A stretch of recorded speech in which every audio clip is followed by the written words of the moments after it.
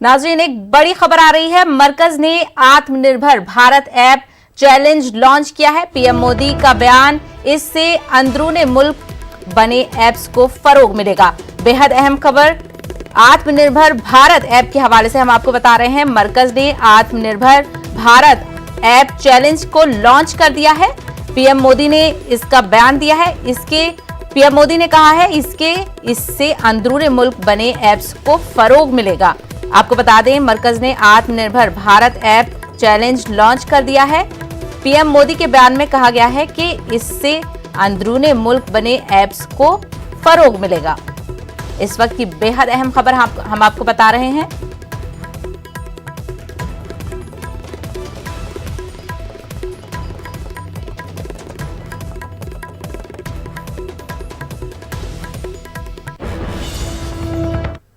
कानपुर में 8 पुलिस एहलकारों की शहादत